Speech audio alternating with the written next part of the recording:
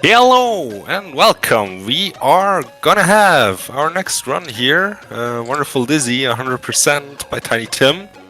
Take it away with all of the act jokes that you have. Indeed, this one's going to be a cracker. I hope everybody's ready to have your brains scrambled. Hello there, folks. Hello. My name is TinyTim78. I am going to be running Wonderful Dizzy today for you. And with me, I have a Digital Duck. Hello, and he is going to help me with this commentary on this run. So we're not going to hang about here. Lots of eggs to scramble. So let's get started. So let's get it rolling. Yeah, let's get rolling. So I'm going to do the countdown. We're ready for 3, 2, 1, and go. Oh, would help if I was on the right screen. There we go. That's fine. That'll work. Okay, let's go. So, Duck, would you like to quickly explain the premise of this game, please, for me? Yeah. So this is basically the Wizard of Oz in Dizzy form. So Dizzy is a long-running series of games about an egg, and this particular one happens to be heavily inspired by Wizard of Oz, but it has its own unique takes on it that really make it interesting. Just wave bye-bye to Poogie there. He's getting fluffle napped by the evil witch. We landed on a witch, by the way, and we squashed her, which is a bit unpleasant. But then the other witch came along and said, "Oi, why did you squash my sister?" And she's stolen Poogie. So what we have to do here is we have to go and grab a few items, and in usual Dizzy fashion, if you haven't seen these games before, they're a 1990s platform series. However, the interesting thing about this game is it came out last year. It came out in December 2020. 27 years after the last game in the series, and this is actually now number 8. There are 8 games in the series in total. And I speedrun quite a few of them.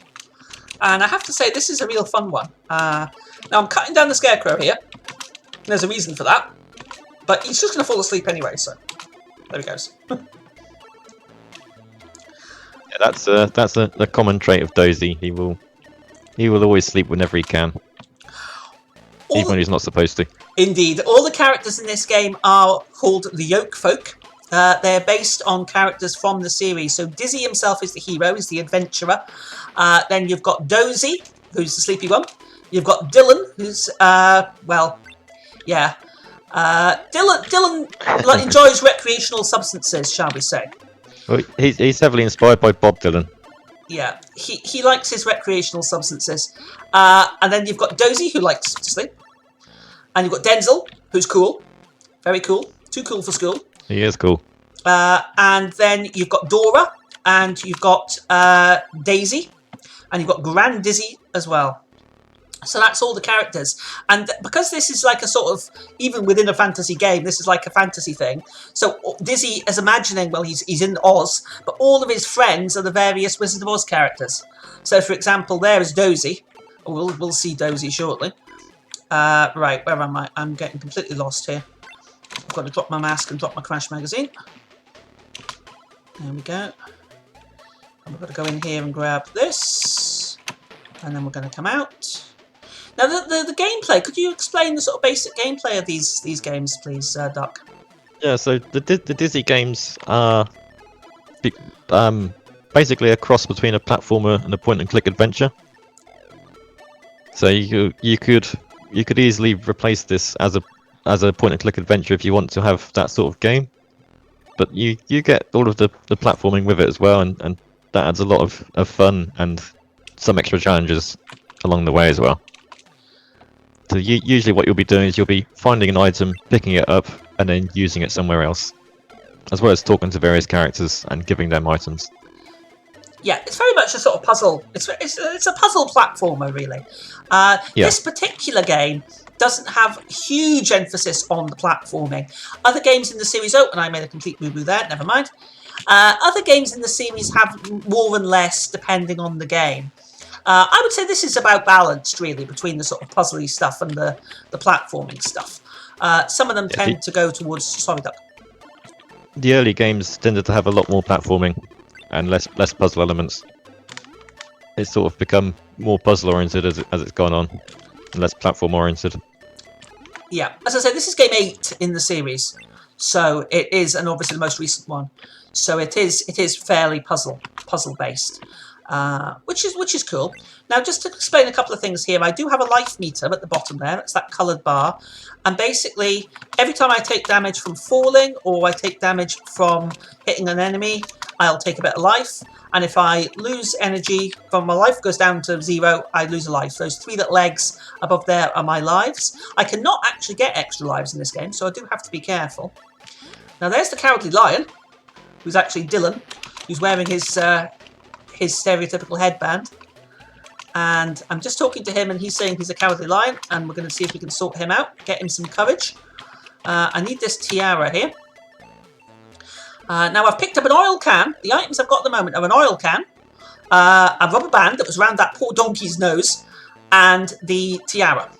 So I'm going to explain what we're going to be doing with these in a second. So I'm making my way back up here. This is another one of the characters here. This is the Tin Man.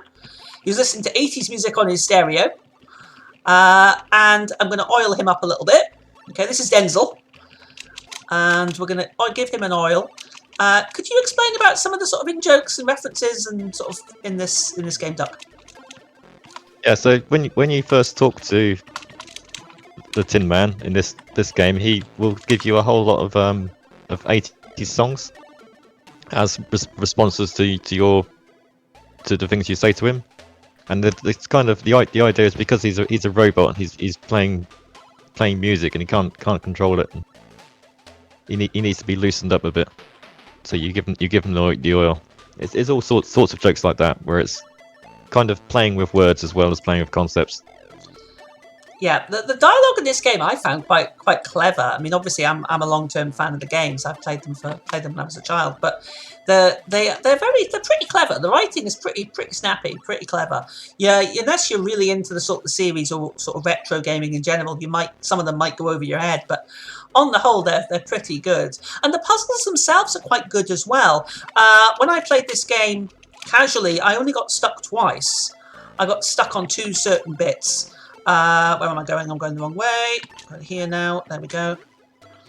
I got the majority of them straight away, but there was a couple of bits that were a little obscure. But again, that's kind of in keeping with the series, to be honest, because there are certainly obscure bits in the other games as well. Yeah, I mean, I don't think I only got stuck at a few parts. It was mostly just finding the right item. Like I couldn't actually find where the item was.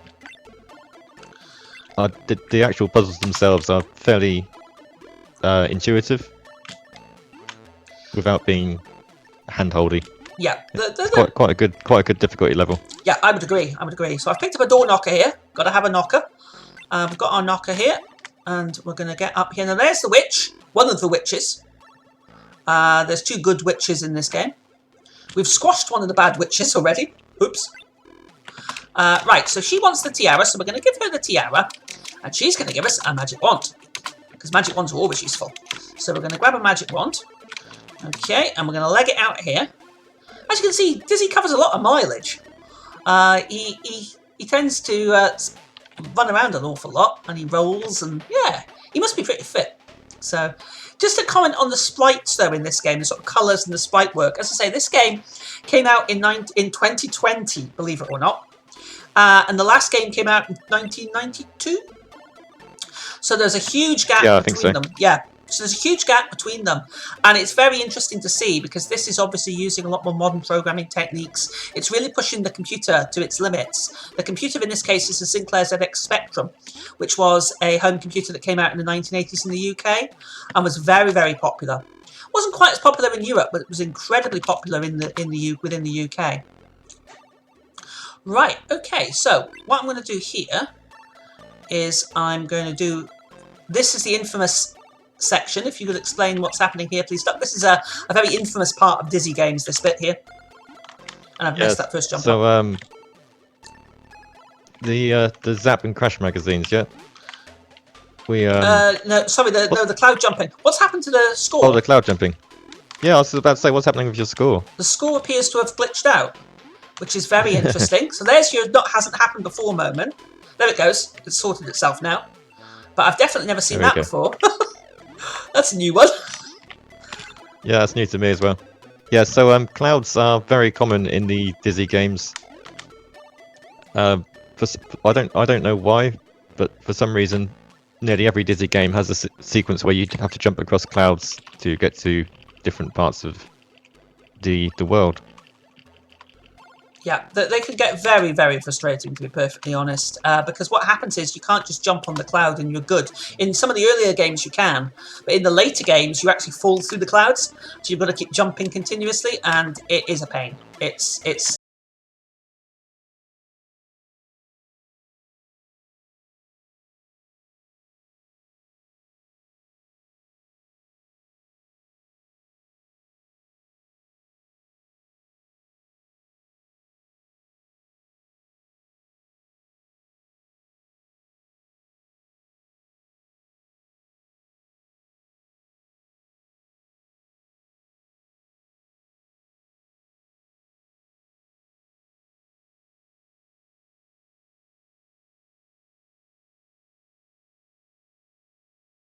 a platforming element that can be quite tricky. So knock knock, who's there? Open the door. We're going into the Emerald City here. You'll notice that all these fruits are lying around. Can you explain maybe what those are, Duck? Yeah, so fruits will give you health when you eat them. You don't obviously you don't want to eat them all the time because they will still be there when you come back. You want to eat them when you're low on health. Yeah, and obviously the good thing is, certainly for a speedrun, I'm trying to avoid eating as many as I can, because obviously every time I have to stop to eat it does take time. Not a huge amount, a couple of seconds, but it's one of these things you like to keep in mind. So the items I've got here now are a box.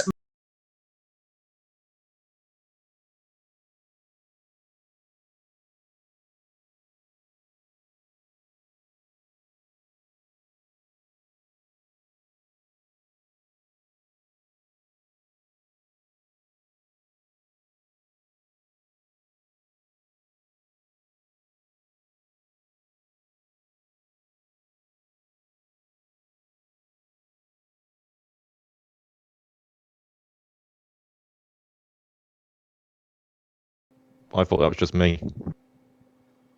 My internet seems I'm not getting any issues. Oh, I've got 1.4% drop in OBS, but that's the only thing I've got. Okay, we back. Are we good? We back, yeah. Yep. Okay, I'll carry go on. on in 3, 2, 1, go. Okay, sorry about that, folks. Not quite sure what happened there.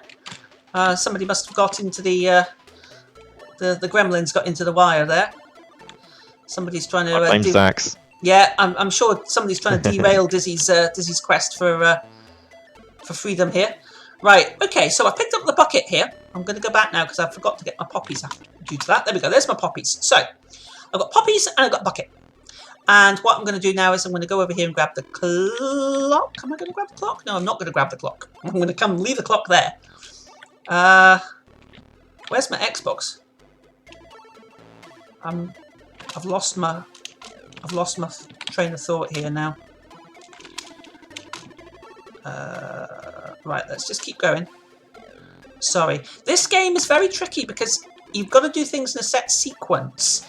If you don't do things in a set sequence, then it can get a bit messy. Let's just see. Did I get this? No. So, I've lost the Xbox.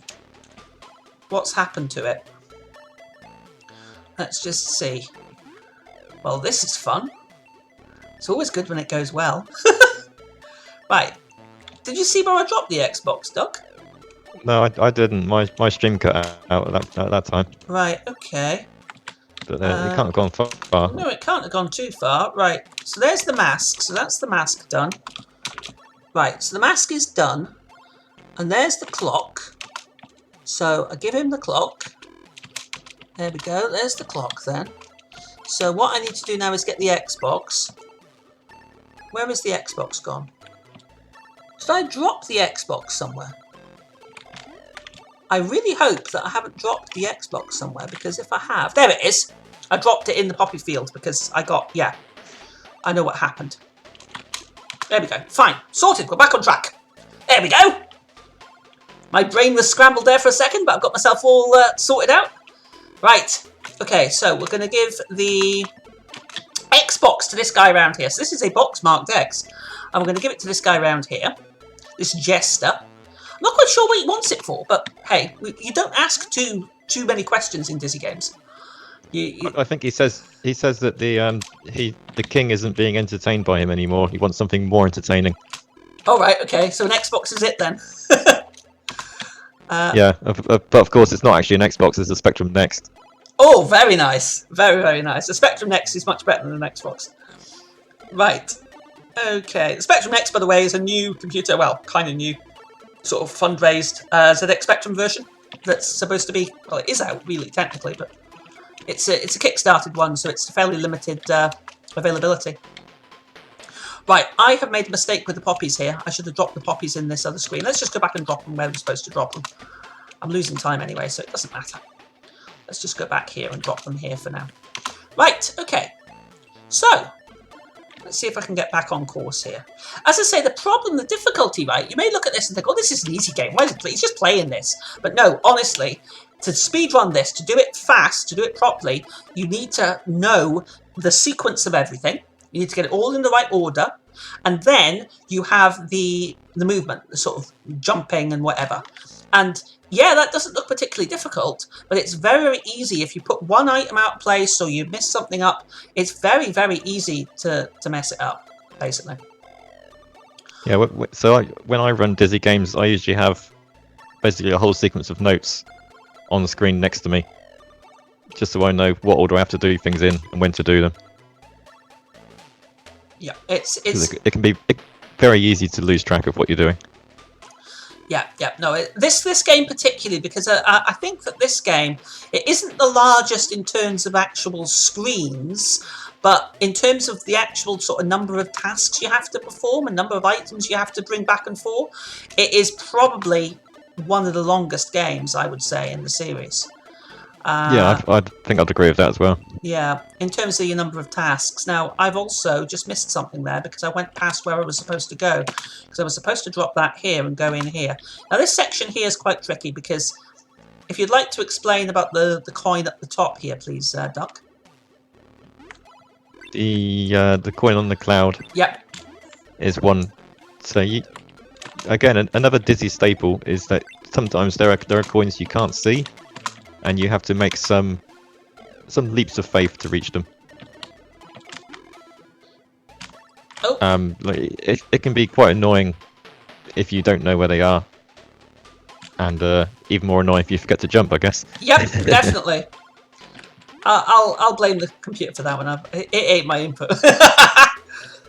Right, come on. There we go. We got it this time. There we go. We got it this time. Right, and I'm going to land on... No, that was very bad. That was very, very bad. But the good news is that it didn't kill me. So I'm going to fill my face there to get some health back. There we go. Right, so what I have to do now is I've got to go back round this way because there's something else I need to do in this area before I carry on. There's so many little interconnected things you have to do in this game. So I'm going to go over here and I'm going to fill my bucket at the waterfall here. My bucket is full. And I'm going to go over here, pick up a couple more coins. Now, the significance of the coins... Duck, like to mention those? So, again, it's a common Dizzy staple to have a number of coins that you have to collect. Usually for a task at the end of the game, you either have to pay somebody a lot of money, or you have to give a lot of items to somebody in general. In this game, there is a shopkeeper who wants to sell you something that can help you escape. Yeah, and you need all the coins. Well, technically not all, which we'll get to. Yeah, you need that's 99 coins in this game, which is a lot of coins. Okay, now, did I get that skip? Probably not. Yeah, no. Still can't quite. There's a way of skipping this first set of dialogue with him, but it's a bit unreliable, and unfortunately, it's something that I haven't quite nailed down yet. As I say, this game came out in December, so it's a new game, and as a result, we're still finding various things. So I've given him the raffle ticket. He's given me a plastic Pac-Man. Come on, there we go. And we're going to carry on. And I'm going to go down here and grab a foghorn, because as you do, there's a foghorn. And we're going to head back here. Thankfully, there isn't there's no water levels, no water swimming in this game. Sometimes some Dizzy games have swimming sections, and they're a right pain. In this game, thankfully, we don't need to bother with them, which is good. Of course, most famously, the Treasure Island Dizzy swimming section was notorious because it was possible to accidentally drop your snorkel, and that would mean you just instantly die, and you only have one life in that game. Yeah, that game is definitely one of the hardest games in the series. I mean, as I say, in terms of difficulty, I don't think this game is that bad, but it's it can be a bit tricky. So here's the flying monkeys. Wave to the flying monkeys. Hello, flying monkeys. Because you can't have Wizard of Oz without flying monkeys. Now, this next room here is going to be very, very important at the very end of the game, because we are playing the 100% category today. We'll explain what that means later on, but it's quite funny. Because the difference between any percent and 100% is quite trivial. It's quite funny. So we'll talk about that later on. But that room there is vital to 100%. Right, okay. There's a dragon. Hello, Puff. But we don't want to get too close to the dragon because, well, we know what dragons do. They cook eggs, they roast and toast poor Dizzy, they boil him. So, and I'm making a real mess of that jump. There we go. Okay, so I'm going to grab that for safety because I don't want to screw this up. Okay, so that rat there is one of the nastiest enemies in the game. Because if I get hit by him while I'm on the ladder, I'll fall off the ladder and land sort of shaking my head at the bottom of the ladder. Then the rat runs into me and I lose basically all my health while I'm sitting there unable to move. And this rat at the bottom here is the same. So you've got to be really careful with these rats. I think these two rats and the bats in the room above here are the hardest enemies in the game to deal with. You agree with that, Duck? Cool. Certainly the rats, yeah. I think that the bats do take a bit of manoeuvring around, but I think they're less punishing to mistakes in general. Whereas the rats, if you can mess up once and basically lose your full health bar if you're unlucky. Now, this is Wicked Witch's Washed Quick. We're going to throw a bucket of water on the witch, but it doesn't work. Why doesn't it work, Duck? Well, because she's got a waterproof hat. As you do! It makes sense. If your main weakness is water, you'd put on a coat, wouldn't you? Yep. So this witch is in true Wizards of Oz fashion. You throw the water on her, and she's wearing a waterproof hat, which I always thought was quite amusing. I thought it was funny. Now, you've got to be careful of your timing here, because again, if I go through that door at the wrong time, it will put me right into the path of that rat, and you lose a lot of health. So you really have to be careful. This is the hardest section of the game, in my opinion. It is definitely the hardest area, and you have to come back here twice. So it is a bit of a pain. Why did I do that? I went through the wrong door there, didn't I? Yeah, I did. I'm an idiot. Never mind. Right, here we go. Get lost there. Get lost in the maze. Right, here we go. So we're back along here. That jump looks really nasty, but actually, if you get it right, it's not too bad. The problem is if you get it wrong, as we talked about, that rat can cause you major, major problems. So, the flying monkeys, they can pick you up. You lose a bit of health, but as long as I jump going in and out the screen, you can generally avoid them. It's not a big deal, really, if they get you. Now, I am going to go back here, though, because what I've got to do now is speak to this lion, Dylan, and tell him that I tried to melt the witch, and it didn't work. And he suggests dropping something heavy on her, which is an interesting idea. So that's well, it worked for the first witch. Well, it did, yes, because we squashed the witch with a house the first time round. We've still got bits of witch attached to the bottom of our house, unfortunately, which is a bit messy. But hey. So what we're going to do here is I'm picking up the foghorn and the Pac-Man. I've got a candle, a Pac-Man, and a foghorn now. We're going to take these back along here. Now, notice I've got 78 coins already out of the 99 I need. So I've got a lot of coins, and I'm just under halfway, probably at the moment, I would say. So yeah, we're bumbling along quite nicely here. So this next section involves me this statue. Could you maybe explain about the statue, please, Duck? Yeah, so at first the statue will ask you for items to let you pass, and it will usually do it in the form of a riddle. So it will say like what has hands but doesn't point or points or something. Yeah, I can't remember what exactly it is, I but can't remember the exact riddle. it's riddles like that, and then you have to say, oh, it's a clock, and you have to actually give it a clock, and it will let you pass. After the first few times, it will let you pass without any issues, but you can still trade items with it in the same way, and you'll get items instead. Yeah, there we go. Now, that parchment there is an essential item for the end of the game, and I always miss it when I come back this way, so I need to make sure I get that parchment. Right, so we're headed back into the Ruby Chateau to speak to the other good witch, because there's two good witches in this game. We saw the one earlier on, we got the wand from her, gave her the tiara, and this is the second one. And we did actually see her incredibly briefly earlier on when I picked up a coin, but we're now going to tell her that her staff is being guarded by a dragon. And, well, she likes, is it a friendly dragon? I'm like, no, not really.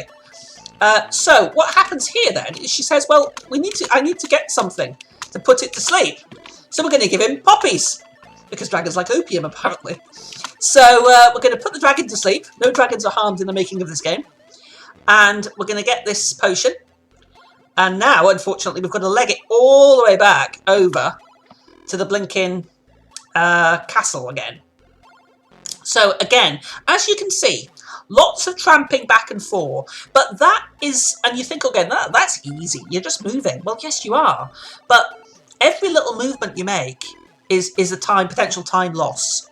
So to get the time right, you have to pick everything up right. You have to mash fast. It's actually quite, I wouldn't say it's a very tough speed run, certainly compared to a lot of games. But to do it fast and to do it accurately, it's quite tricky. I wouldn't say it was the easiest game to run. Yeah, it's far from trivial. There are quite a lot of optimizations you have to keep in mind all the time. Yeah. And of course, routing it isn't straightforward. Is far from straightforward as well. Yeah, routing it's probably the hardest bit. I mean, Duck tends to sort of plan them all out and get a sort of a route of where you do everything, whereas I tend to just play the game sort of normally and then just optimize as I'm going along. That's what I did for this anyway. But I've picked up a few little sort of optimizations along the way that you can do.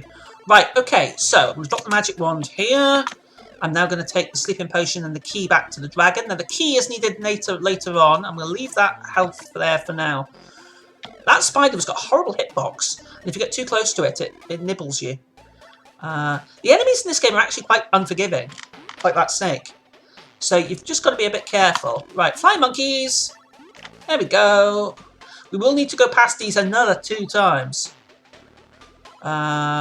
So, because 100% involves coming back in here. This is the room that's critical for 100%. And it's something to do with that door there, which we'll get to. So now we're going to go down here and we're going to let sleeping dragons lie. So we're going to drop here and say goodbye to Puff. There you go. Dragon goes to sleep. Nice dragon. Right. Okay, so I'm now going to grab the staff, which is what the witch wants, the good witch. And I'm going to try and get up here without messing that jump. That's good. Right, now then. So we're on our way back now to the witch. And I've got to be a bit careful with that rat. I'm going to leave the key here. The key is going to be useful shortly. Okay, because we're about to deal with the witch soon. We're about to finish off the evil witch, the second witch. Because we're going to squash her flat like we did to the first one. So we're just going to make it here. I think it's quite funny, actually. When you reach the Wizard of Oz, right? I mean, obviously we're skipping the dialogue here. But when you reach the Wizard of Oz, he basically says, "You killed the witch already." And you're like, well, that was an accident. And some of the dialogue in this game is really quite amusing. Yeah, so it does satirize. Satirize not really the right word, but it does make fun of Wizard of Oz as well as paying a homage to it. Yeah, like I said, I think the writing's really, really clever. And again, let's talk a little bit. Can we talk a little bit about the fact that as Dizzy is moving here, And can you see the fact he's changing colours? Now that's something you might not be familiar with. You might not have seen that in other games, and you might think, well, why is it doing that? Because that looks a bit odd. Normally he'd be one colour and he would stay the same colour as you go along. Would you mind explaining about that, please, Duck?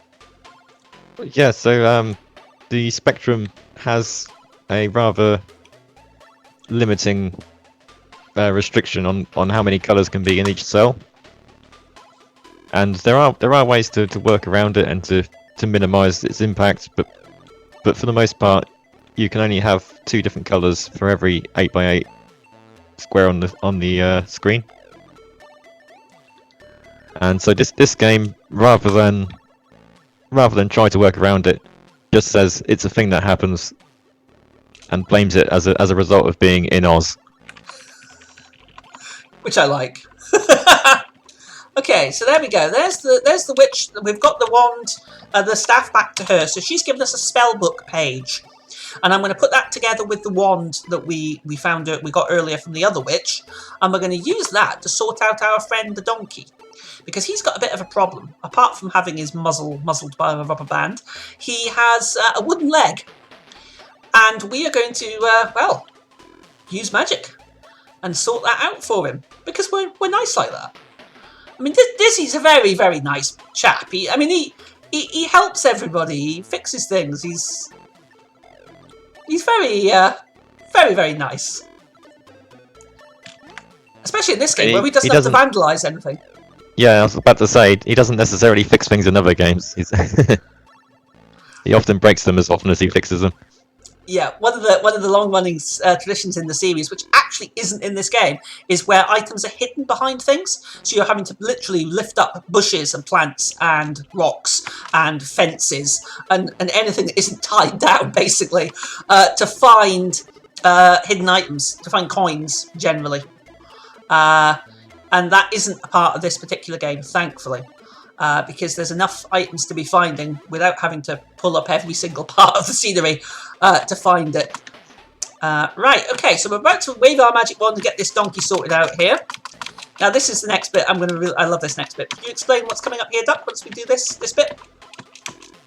So we're sorting out a wooden leg at the moment. And can you think of anything else that might be good with a wooden leg? Because they're also going to be interested in Bitcoin. Yep. In here we have the Pirate Bay, and in here we have a pirate who only takes payment in Bitcoin. Which I thought was hilarious. And there you go. Oh, I tried to give him the wand. That's not good. Right, there we go. So you pay the pirate in Bitcoin, and he's going to give me the cutlass. Do not forget that coin in there, because that would be very bad if I forgot it. I did get the one up on the top of the cliff, Duck, didn't I? The cloud coin? I did, didn't I? Yeah, I did. Good. Because that's the one that I tend to forget. So I need to be a bit careful with that. Right, okay, so here we go then. We've now got the cutlass. So what this cutlass I can use for is a little bit of witch squashing. So we're now going to go up here. And we're going to go back to the witch's castle for the second time. Okay. The third time, technically, actually, because we've been there for the dragon. So this is the third visit. Oh, and I'm going to get flying monkeyed? Yeah, I got flying monkeyed. That's bad. Right, okay. Only takes a little bit of health off. And only a couple of seconds of time, so it's not too bad. You can mash your controls there. You probably heard me mashing to try and get out the flying monkeys. Right, I need the key now. That key is critical for this next bit. And we are going to get down here. Now, you've got to be a bit careful when raising that portcullis, because if you actually walk into that portcullis, and I did it when I first played this, you can actually get killed by it. It spikes you when you run into it, which is a bit nasty. It kind of makes sense, but... Right, see if I can get this... Oh, no. Oh, no. I missed a cycle on that rat. Because, again, you have to wait. I'd much rather wait and lose a second or two than lose my health. Because, again, this is a very traditional game. There's no infinite lives here, no infinite retries. If I screw this up enough, and it is possible to do that, then I game over. And that's it. Rip run. So, you do have to be a little careful. That's one of the major challenges of this series, actually.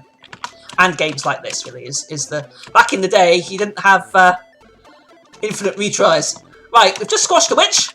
Nothing like a good witch squash. We're going to pick up her broom. And we're now going to use the rusty key in here to let Poogie out the wardrobe. And when you first would you like to explain what was in that room for a second there, Duck? Yeah. So when we entered the room there, we had a lion, a witch, and a wardrobe in the same room. So we've also got references to Narnia as well as the Wizard of Oz. Yeah, and just to mix things up a little bit. Yeah, and the first conversation with the witch I think is hilarious. It's one of my favourite pieces of dialogue in the game. When you speak to the witch and you're like, "Where's Poogie?" And she's like, probably halfway to Narnia by now because she put him in the wardrobe. And I thought that was quite amusing. I'm easily amused. Right, okay, so here we go then. That door there we'll be coming back to later on. That's the last thing we'll need when we come back because that's the 100% door that we'll need. So we're nearly there now. We're towards the end. I would say we're about 10 minutes from the end. So what we have to do now is get this broomstick back to the Wizard of Oz because he wants proof that we've killed the witch. So we've got a broomstick. Now what I'm going to do here, however, is I'm going to go back, but I'm going to use a slightly different route this time. Would you like to explain where we're going next, please, Duck? Yeah, so there's kind of a secret, well, not very secret, but it's a you have to take it at some point. But there's a way through the caves that will lead you into basically a shortcut across half of the map. Yeah, we only use it once. Yeah, it's useful if you need to get like directly from one part to the other. Right. Okay. So this is the time we use it. So we go in here, we go across, and we use the pickaxe to demolish that little bit of rock there, and that allows us to get this eyeball. It's over here. I like eyeballs. Aye. What's this? Grab that. There it is. Right. So it's a tiger's eyeball, and then there is another room in this area that we can use that eyeball for. So we're then going to do this. We're going to try and get that jump right. That jump. Oh dear. Yeah, that jump can be a bit tricky. I didn't quite get that jump right. Never mind. Right. Okay. In here, and then we've got coins. So again, we're getting very close on coins now. We're just about there on coins. There's a horrible spooder there, and I'm just going to take the damage from falling there. I know why, because I've got health coming up in a minute. And then this is a tiger statue with a missing eyeball, which we sort out, and it opens a passageway. Would you like to explain about that item that's there, Duck? Oh, I nearly died there. That's going to have to be careful. Yeah, so there's a literal red herring there, and it's a red herring. You don't need to pick it up. It doesn't do anything. It's there to throw you off the scent. Yep, and I just died, which is terrible. But hey, I've still got 2 lives left, so we're good. It's not gonna cause major problems. It's a tiny bit of time lost, but hey, it is what it is. Right, so what we're doing now is we're bringing back this wand, because she did ask for it back. When we gave her the tiara, she gave us the wand, and we're now giving the wand back. And she's going to give us this clock key, and we're going to need that for the last set of puzzles in the game. So we're on the home stretch now. We're very much on the home stretch. So what we're going to do is we're going to head back to the Wizard of Oz, and we're going to give him the broomstick. And then he's going to ask us, or we're going to ask him to help us with our friends. So the lion is cowardly, the Tin Man wants a heart, and the Scarecrow wants to be intelligent. So we have to work out how to solve these problems.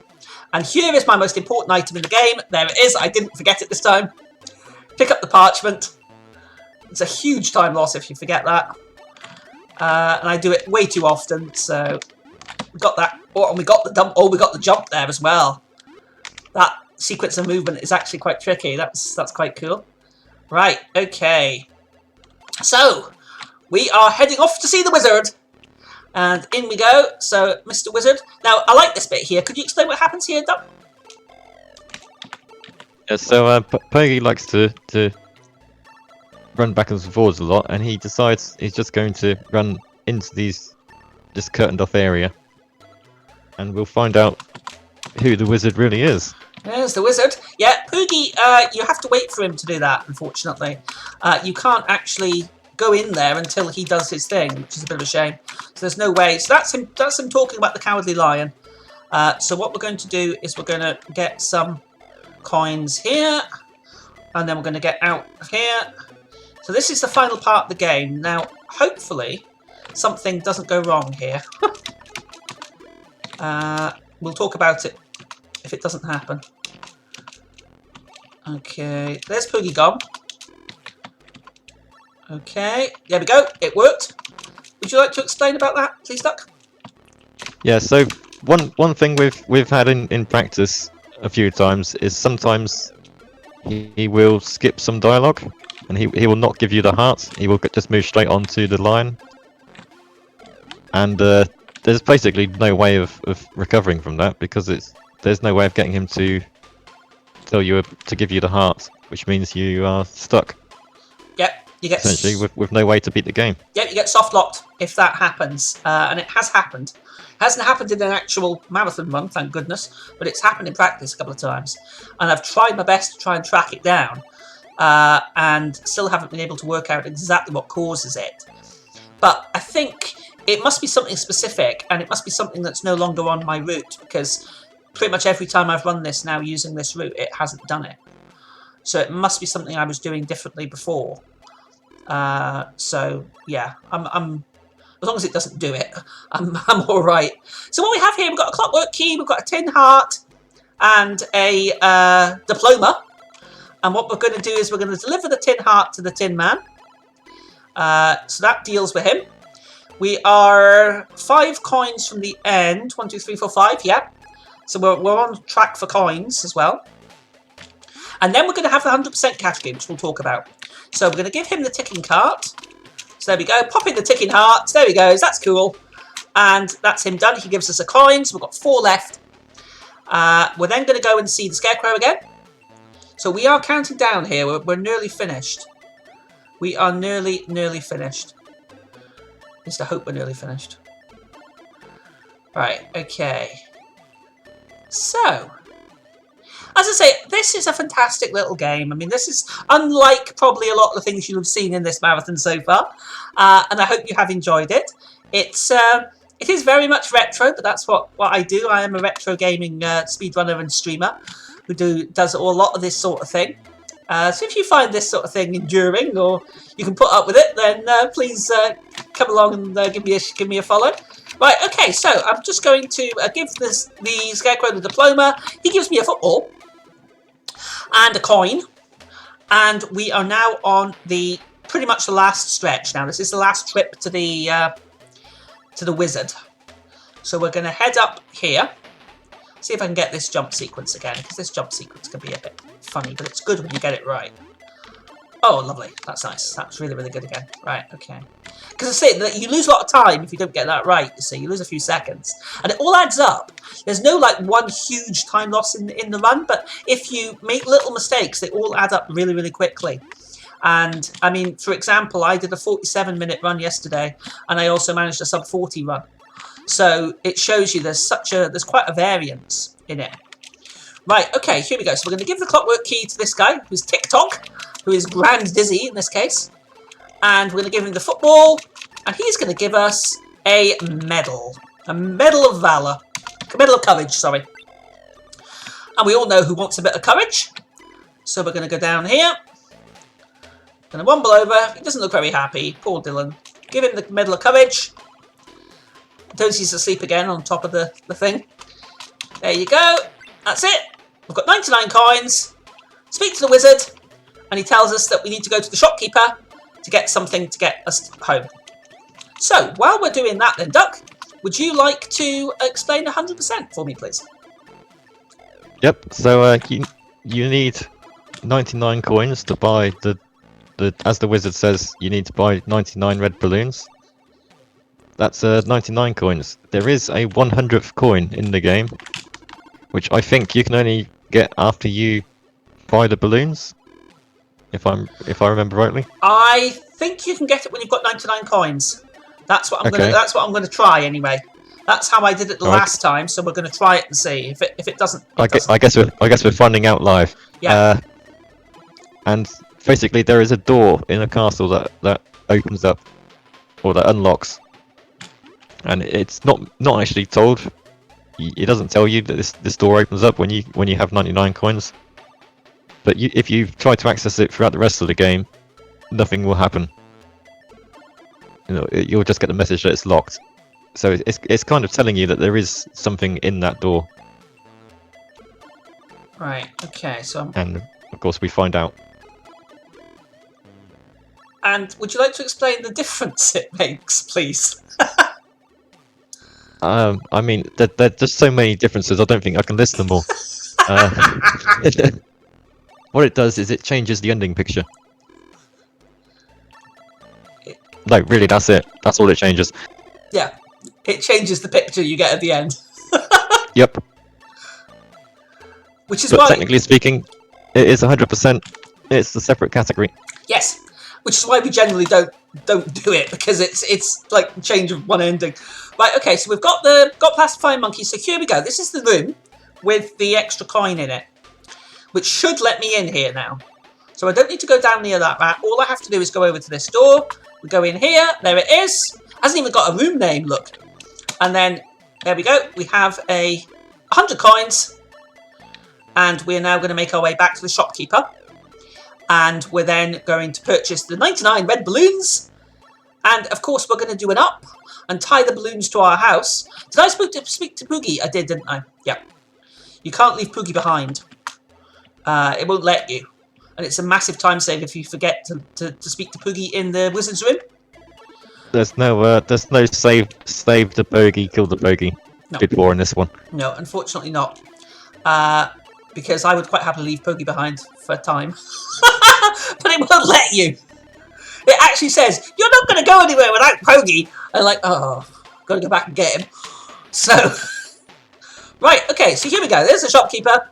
Finally, get rid of him. And we're going to get the balloons. There we go, 99 red balloons, or 100 red balloons. Of course, the only salesman packs of 100. So you end up with a red balloon left. And actually, Pokey has it in the picture, I think, in the normal ending. So, right, okay, we are nearly there. We're coming up on time for your information. We are definitely coming up on time now. Time will be when I strap the balloons to the house and the music changes. So I'll shout it. But thank you very much indeed, folks. I hope you've enjoyed the run. It has been an absolute pleasure to run at this marathon, so thank you so much. And thank you again, Duck, for the awesome commentary, as usual. And here we go. Coming up for time, and time. There you go. Now that picture's the same. Let's just look at this ending, because I want to see what this ending is like, because this is the 100% ending, technically. That picture is the same, though, isn't it? I think. Oh, there we go. Look, he's holding. Oh, look, there we go. He's holding the coin. Look. He's holding the coin. He's holding the extra coin. That's the difference. Yep. And Poogie has the extra balloon. In the any percent ending, he's not holding a coin. He's in a different pose as well, I think. Yeah. Yeah. That is the only difference with that. So, thank you very much again, as I say, for letting me run at the marathon. I hope everybody has enjoyed it. It's been a pleasure as always. Yeah, I think that's going to be about me. I'm going to go away now. But I hope you've enjoyed. Feel free to follow me. Twitch.tv/TinyTim78. I do a lot of this sort of stuff. So, yeah, hope you've enjoyed. Cheerio for now. Take care.